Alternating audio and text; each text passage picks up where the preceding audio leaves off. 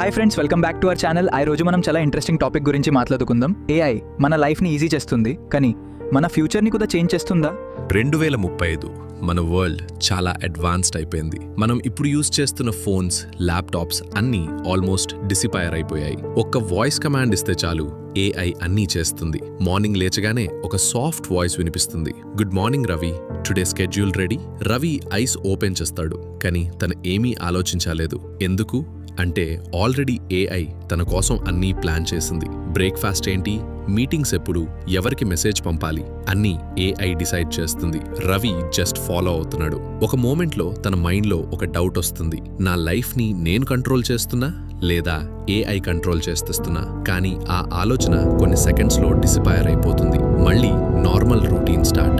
ఆఫీస్కి వెళ్ళిన తర్వాత కూడా situation same. Ravi data analyst గా వర్క్ చేస్తున్నాడు, కానీ యాక్చువల్గా రిపోర్ట్స్ ఏఐ క్రియేట్ చేస్తుంది, డేటా అనాలిసిస్ ఏఐ చేస్తుంది, ఇన్సైట్స్ ఏఐ ఇస్తుంది.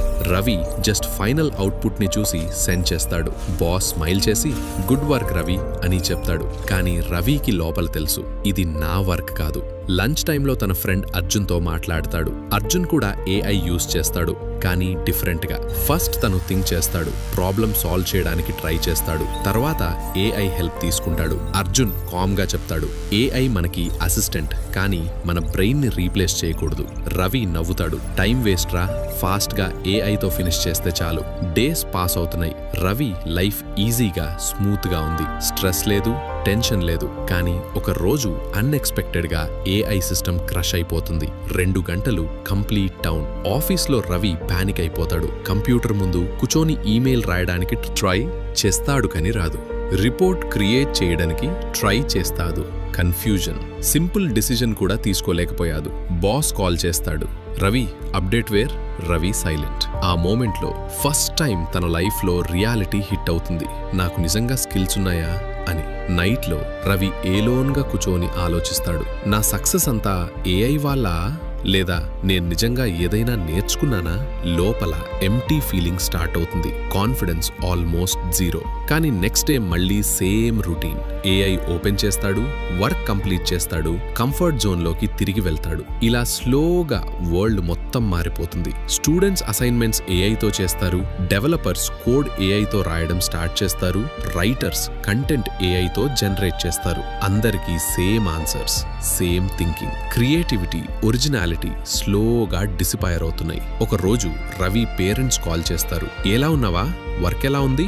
రవి స్మైల్ చేసి బాగుంది అని చెప్తాడు, కానీ లోపల క్లారిటీ లేదు, కాన్ఫిడెన్స్ లేదు, కంట్రోల్ లేదు. తర్వాత కంపెనీలో ఒక బిగ్గా అనౌన్స్మెంట్ వస్తుంది. స్క్రీన్ మీద ఫ్లాష్ అవుతుంది, ఏఐ ఆటోమేషన్ అప్గ్రేడ్ ఇనిషియేటెడ్. ఆఫీస్లో సైలెన్స్, అందరూ షాక్. నెక్స్ట్ లైన్ వస్తుంది, only independent skill based employees will be retained.